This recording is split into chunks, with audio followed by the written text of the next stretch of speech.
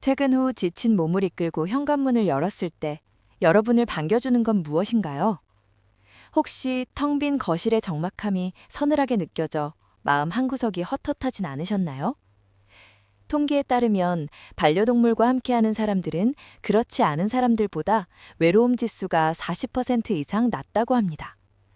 하지만 무턱대고 귀여워서 데려왔다가 나와 너무 다른 성격 때문에 오히려 스트레스를 받는 경우도 정말 많습니다.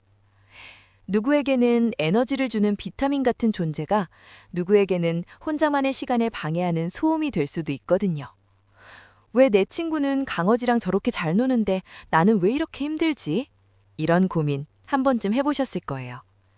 여기에는 우리가 몰랐던 아주 흥미로운 성격의 궁합이 숨어 있습니다.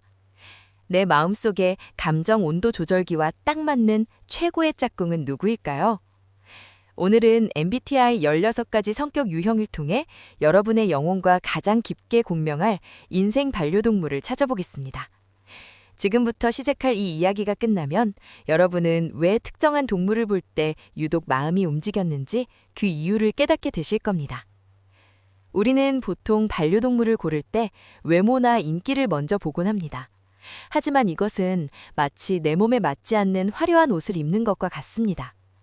예를 들어 밖에서 에너지를 쏟아야 직성이 풀리는 활동적인 탐험가 유형이 하루 종일 잠만 자는 거북이를 키운다면 어떨까요? 반대로 혼자만의 시간이 절실한 내향형인 분이 끊임없이 관심을 요구하는 에너자이저 강아지와 24시간을 함께한다면요? 마음의 평화를 찾으려다 오히려 감정 배터리가 방전되어 버리는 안타까운 상황이 벌어지기도 합니다. 그렇다면 왜 이런 일이 벌어지는 걸까요? 여기에는 우리가 몰랐던 반전이 숨어 있습니다.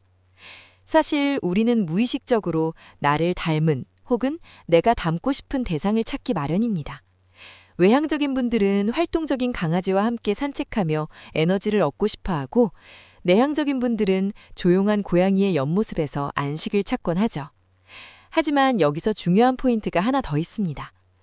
때로는 나에게 없는 부분을 채워주는 상호 보완적인 관계가 더 큰 행복을 주기도 한다는 사실입니다. 여기에는 우리가 몰랐던 아주 흥미로운 심리학적 원리인 정서적 동기화가 숨어 있습니다.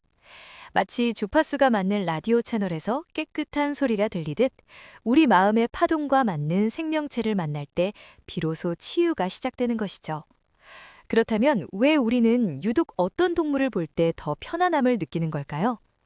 우리 뇌는 나와 비슷한 리듬을 가진 존재와 함께 있을 때 스트레스 호르몬인 코르티솔 수치를 뚝 떨어뜨리고 행복 호르몬인 옥시토신을 분비합니다. 이제 본격적으로 MBTI 성격 유형별로 내 마음의 빈틈을 완벽히 채워줄 반려동물들을 만나볼 시간입니다. 먼저 세상을 향해 에너지를 뿜어내는 외향형 E분들의 마음속부터 들여다볼까요? 외향형 분들에게 반려동물은 단순히 귀여운 동물이 아니라 함께 모험을 떠나는 든든한 파트너와 같습니다. 특히 사람을 좋아하고 소통을 즐기는 ENFP나 ESFJ 유형에게는 감정 표현이 풍부하고 함께 뛰어놀 수 있는 리트리버나 비숑프리제가 최고의 선택입니다. 반면 자기만의 내면 세계가 소중한 내향형 I분들에게 반려동물은 침묵 속에서도 대화가 통하는 소울메이트입니다. 혼자만의 충전 시간이 절실한 INTJ나 INFP 유형은 주인의 개인적인 공간을 존중할 줄 아는 고양이나 조용히 곁을 지켜주는 작은 햄스터와 더 깊은 유대감을 느낍니다. 이성적인 T형분들은 반려동물을 관찰하며 그들의 생태와 질서를 이해하는 데서 큰 즐거움을 얻습니다. 논리적인 분석을 즐기는 INTP나 ISTJ 유형에게는 손이 많이 가지 않으면서도 독특한 매력을 가진 파충류나 수족관의 물고기가 의외의 힐링 포인트가 됩니다. 물멍을 하며 복잡한 생각을 정리하는 시간은 그들에게 단순한 휴식 이상의 정신적 정화 과정인 셈이죠. 반면 공감 능력이 뛰어난 F형 분들은 반려동물과 눈을 맞추고 감정을 공유할 때 진정한 행복을 느낍니다.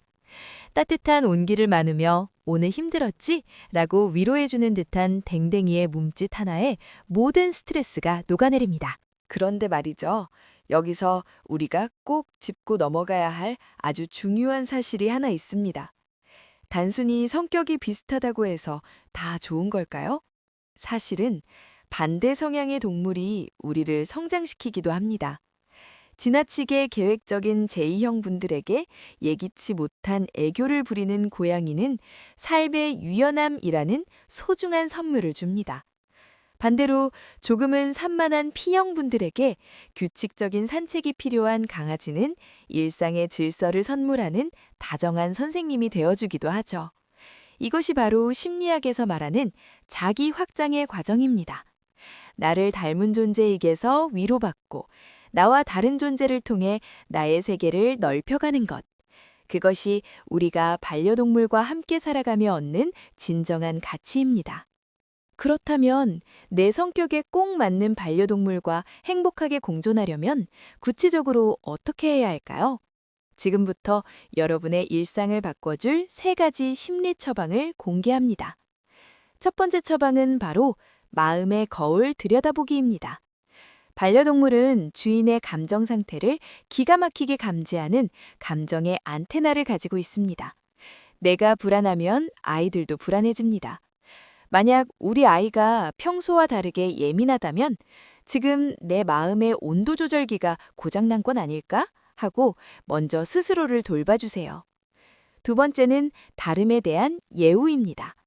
내 MBTI가 E라고 해서 조용히 쉬고 싶은 고양이에게 억지로 장난감을 흔들어서는 안 됩니다.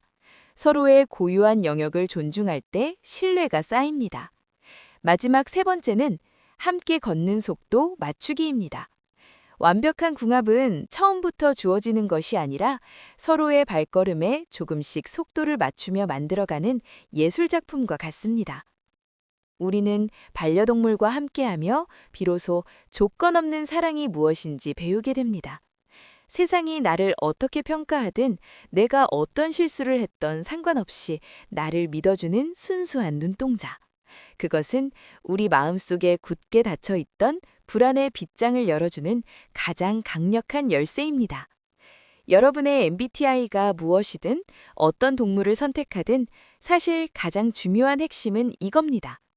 나의 온기를 누군가에게 기꺼이 내어줄 준비가 되었는가 하는 점이죠. 반려동물을 돌보는 행위는 사실 내 안에 가장 여리고 따뜻한 부분을 스스로 돌보는 일과 같습니다. 아, 내 마음이 이래서 그동안 고양이의 뒷모습에서 눈을 떼지 못했구나 라고 느끼셨나요? 그 작은 깨달음이 바로 오늘 우리가 찾으려 했던 진짜 궁합의 정답입니다. 여러분의 성격 유형은 무엇인가요? 그리고 지금 곁에 있거나 꿈꾸는 소중한 친구는 누구인가요? 댓글로 여러분의 따뜻한 이야기를 들려주세요. 제가 하나하나 마음으로 읽고 응원하겠습니다. 오늘도 생골 심리 살롱이었습니다. 시청해주셔서 감사합니다.